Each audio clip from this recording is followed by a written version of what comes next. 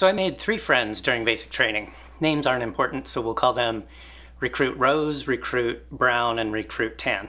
Recruit Rose was from Ohio, and he was probably the smartest guy that I met all during boot camp. I think he was a little bit older than me, a little bit taller than me, a little bit bigger than me, not a super athletic guy. He was the kind of person that when he got excited, his cheeks would turn red. He came in specifically to be part of the nuke program. So after boot camp, he was going to go straight to nuke school. And he was probably my best friend during boot camp. Whenever we had any downtime, he was the guy that I would just talk to about whatever. He had a girlfriend, he was going to get married, very professional attitude, super likable guy, did what he was told, paid attention to instructions, good attitude. The cat is eating in the background. Are you done, Zeus? But Recruit Rose, during the second to last week of boot camp, made a mistake. I remember being in the big room with our racks and seeing him come flying in from outside. He came in through the doors and he's just sobbing. His face is bright cherry red. I didn't know what was going on. Just tears streaming down his face and like full body sobs. And all of us that were inside, we were like, what's going on?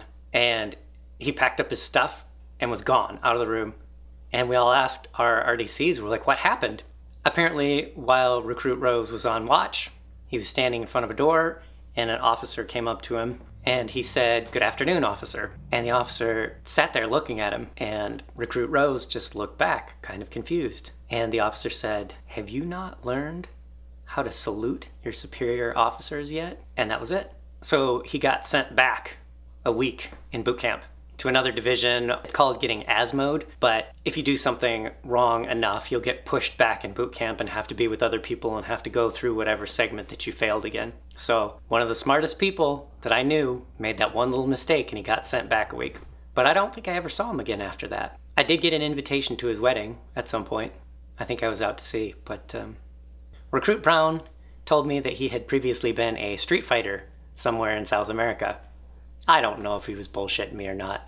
The guy was taller than me. He's maybe 6'2", all arms and legs, big lanky dude, thin, and he was just laughing all the time and just trying to make it through. I don't think I ever learned why he joined the Navy. He didn't talk about his family or much about where he was from. He told a couple street fighter stories, but I don't remember the details. But he was kind of my workout buddy. Whenever we had to do a lot of PT, he and I were matched pretty well of the stuff that we could do. So the two of us kept each other going through push-ups and sit-ups and all that stuff. He ended up getting stationed on a ship, not mine, but one that was docked at the same place out in Washington. I kept in touch with him for several years, but eventually he disappeared too. And Recruit Tan. So I don't even remember this guy's real name. He was a little bit older. He was from somewhere in Latin America and did not speak English. He was very respectful, and what he did manage to communicate to me over time was that he was trying to get out of some bad situation financially and logistically, and he had a wife and he had a kid. And so he joined the Navy to improve his opportunities and sent all his money back to them. His teeth were absolutely wrecked, like black and falling out. That's the cat trying to open the cupboards.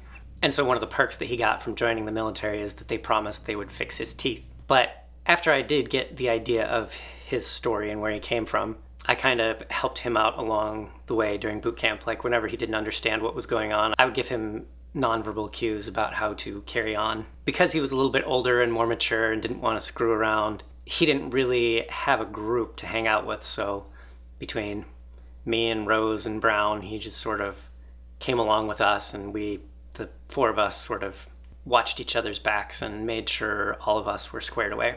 But pretty much the last day of boot camp, you go through something called battle stations. And that was one time where I didn't get to help him out. Part of battle stations is they give you this fake laser gun and you're supposed to shoot at a target. And if you miss, you have to fall down and pretend you died. And at that point, we had our gas masks on too. And they said very clearly before we went to this thing, you can't look like you're sleeping. You're going to lay down and you're going to be dead, but you need to keep your eyes wide open so that we know that you didn't fall asleep. Well, that didn't translate very well to him. And so when the RDC came along and stared at him when he was laying on the ground, he thought he was supposed to shut his eyes to pretend like he was dying. So he got ASMO'd too, so he got pulled out and sent to another group of people. So those were my 3 friends. I don't know where any of them are right now, but I hope they're all doing well. And in the next segment, we'll get back into some of the details about boot camp activities. There were some other interesting stories in there as well. And I still have to talk about the water thing. So I will be back soon.